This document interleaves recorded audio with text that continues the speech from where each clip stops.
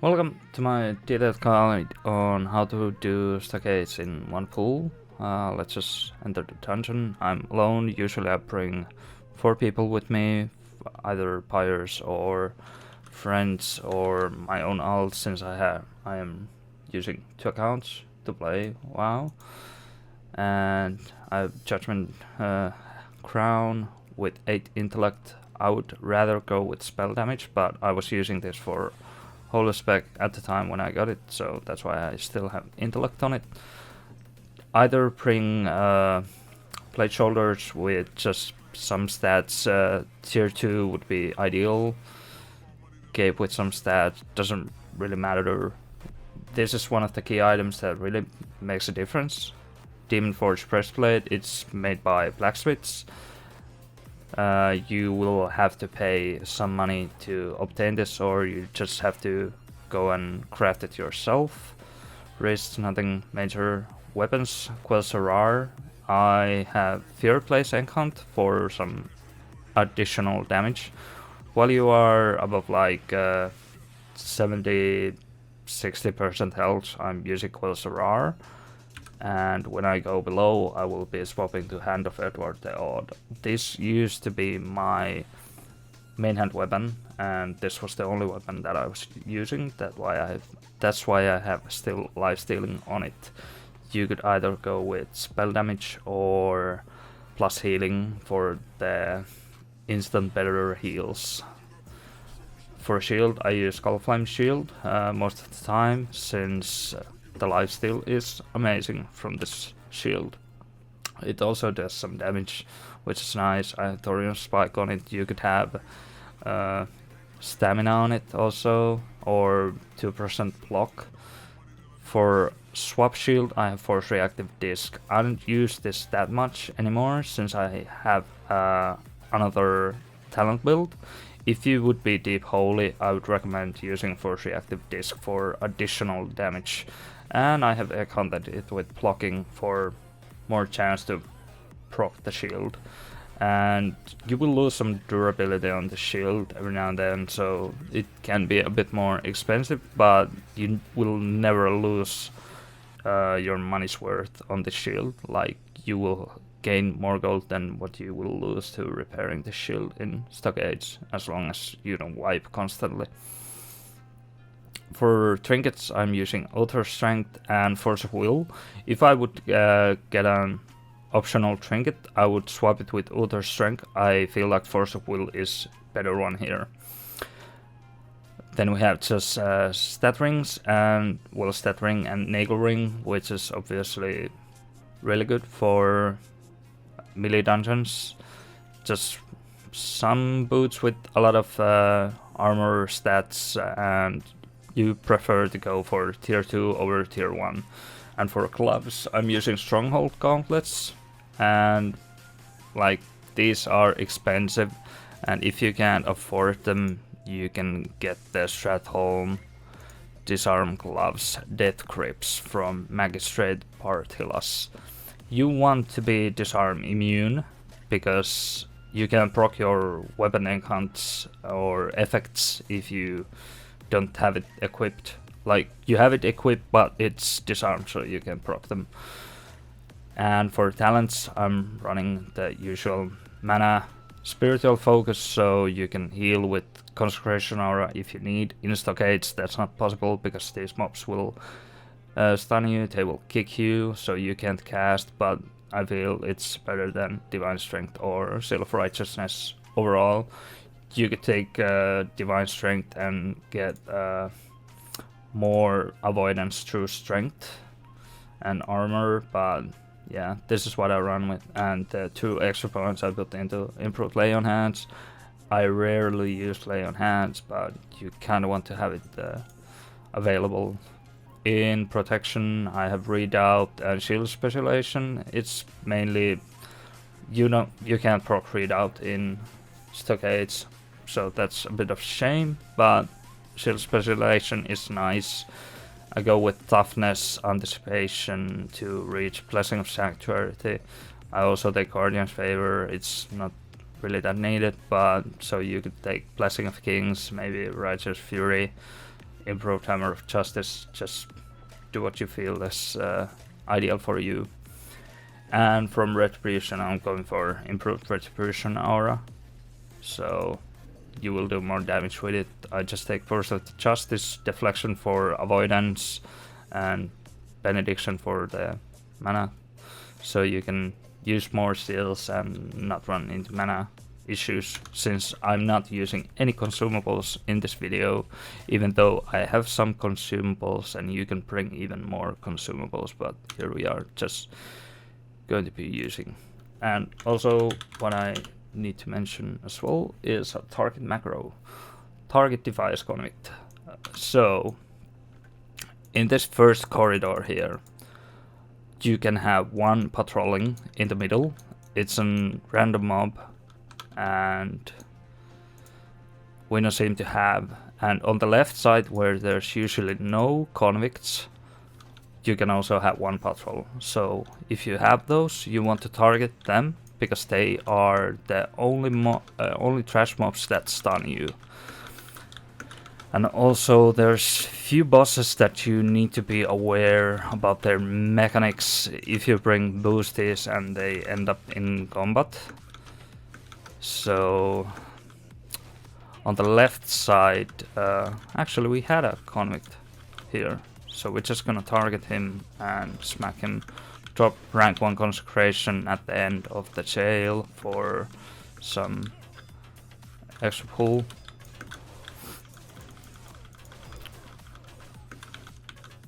Like every now and then the end mobs won't be chaining, especially on the left side, and it's annoying if you like, you don't lose that much XP if you're not killing like every mobs, if you miss a mob or two or second convict patrol. So this is an ideal visualization for like what you might end up having. So this is really good for the video.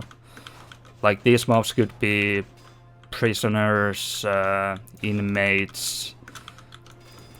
So if you get convicts, just kill them like that. You avoid any later stuns. And right now I can just pull everything. I don't need to worry about getting stunned, because there's no convicts alive until I enter the right side. Here we also drop the consecration to pull that last guy. And as you can see, my health is not really dropping.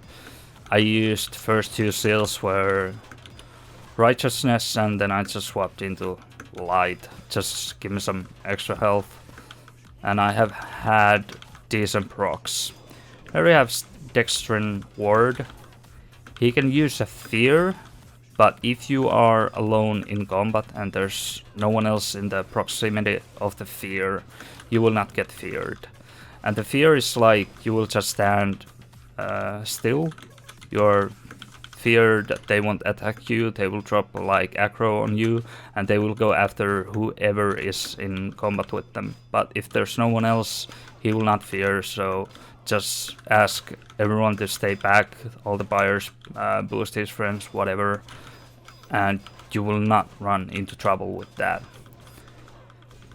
Now as we enter right side, we're gonna start targeting convicts so we can whack them down slowly and try to avoid like the later stun sprees. Like here I'm already getting shut down twice. Now the other guy is low, so I'm swapping to the next convict. And you wanna pull this way, like the 3 rooms before you go into the 4th room, where there's the dwarf boss. He has a stun as well. He's the only boss that has an actual stun. I'm gonna stun him, pull these guys, and just try to get as much distance as I can get from the boss. As we are dropping a bit, I'm gonna be swapping. As you can see, I'm not really using Judgment, I'm just using Seal to save mana for heals. And here we're gonna drop Max Consecration, we're gonna bubble, do Holy Lights, drop new consecration, swap back to Kolsarar, and we're just gonna keep whacking. And still go for the convicts, like you want to kill them first so you can have like easier time dealing with the mobs. And once they start to go around you, you kind of want to like move in your consecration so they won't be hitting you from behind. I feel like this run is a bit too smooth to actually be like proper guide on how to deal with different scenarios, because I feel like I didn't take any damage before I entered the right side of the dungeon. So I'm just gonna do another quick run, and I'm gonna try to like take more damage and explain everything as I do it. And Puzzle Thread can actually reset, and I haven't figured out like why he resets, but it's a bit frustrating every now and then. Like, it's not hard to kill, but once you've gotten him into like less than 20%, he flees and then he resets. You can try to stun him or just hit him as he's trying to escape. And yeah, I didn't loot anything. I'm just gonna reset and go again, so the video is not like super long. Just gonna take full mana before I go. You can do this with like 70% mana, start with Seal of Wisdom and get like those hits, get your mana back up. And if you do that, you don't want to be dropping Consecration, so your mana ticks are actually giving you mana back. And I didn't get the Edward proc. I didn't really need to fish it that much. Here we can see this boss not chaining with the mobs, so like every now and then there's some people complaining about like you missed something, and if they complain about one mob here and there, as long as you don't miss like whole rooms, just tell them like it's not a big deal. Like, you're still getting your money's worth of EXP from here. As long as you can do like smooth runs, it's better that way than waste more time like going back into room if you spot like at the door entrance like, oh shit, you missed one mob. Like, just fuck it, let it be. Don't turn back. Like, if you want, if you feel like you can pull it off, then sure, you can do that. So the one convict should be coming back up. Gonna just kill him there. Either I have pulled the left side patrol or I haven't spotted him yet. But yeah, we don't have convict this run, so that's like good. And now you can actually see my health dropping a bit. You could use cleans to remove infected wound, and you can also as a dwarf use stone form, but I don't feel like that's really necessary. I can try to fish a Edward proc here for the instant cast. And the instant cast actually works on most things in the game. Like, you can open doors instantly, you can throw casted engineer bombs, you can instant hearthstone, you can instant rest if you are outside of combat. I managed to only pull that off once, but that was pretty nice. And I made some weak auras for some of my procs. For Quel'Serrar, I don't have any. I don't feel like I need. This is a Edward proc. I'm just gonna use like Flash of Light max rank. Won't heal much, but yeah. And then I'm just gonna swap into Quel'Serrar. Starting to get stunned. First convict here. Going pretty smooth. Maybe even too smooth to trying to teach like how to do things under pressure. Stunning this guy again. Let's take some damage here.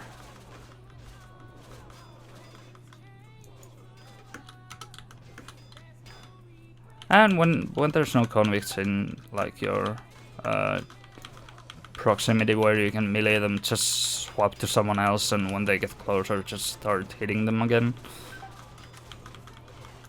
And here I'm gonna bubble. Wait a few seconds for consecration, dropping max rank, getting that free damage, and just going to heal myself full. Swap to Kosarar, and I'm gonna just start blasting again. And the runaway mobs will be pulling most mobs that are in the last rooms, like especially the boss Basil Dread will be pulled easily because he is chained with his few mobs that are in the end room here. And yeah, that's pretty much it. You can use Lay on Hands. When you are at left side, if you have taken a lot of damage, you can just pop yourself or Divine Shield. I would maybe rather use Divine Shield there, so you don't lose your blessing, so you don't have to waste mana on that. You can use Divine Shield and Bandage you, so you don't lose any mana on heals. And here we actually have the Smoke Bomb, which is a magic stun, so that can be annoying. Like usually you resist that as well, so I don't feel like that's gonna be a big factor. You have Pop, you have Divine Shield for each run, and Forbearance is only 1 minute, so if you use Forbearance here and you are at the end of the right side, you should be able to use Divine Shield or Blessing of Protection there, and you can drink potions, bandage, dynamites. If you don't have engineering, you can get the grenades, crystal charge from Ungaro Crater. And yeah, that's pretty much it. Like, it's not super hard to do, you just need Blessing of Sanctuary. You could also go with Devotion Aura improved for taking even less damage and just using more Consecration. Like, here's my damage breakdown for this whole run, and here's my healing. Like, Drain Life, Uther's Light are doing a lot of work. Like, these items are the must-have items. Uther Strength, not so much. Like, I don't feel like it procs this often in most cases. Let's say the other run we did. Well, it procced even more last run, so that's not how it usually goes. So you kind of have to proc like Edward procs more often, I feel like. But yeah, I hope this helps you other paladins out there. Maybe some other classes can get more ideas. And last thing, how much I ask for a run? 3 gold. I feel that's reasonable. It has taken a lot of time to get these items, so yeah. Thanks for watching.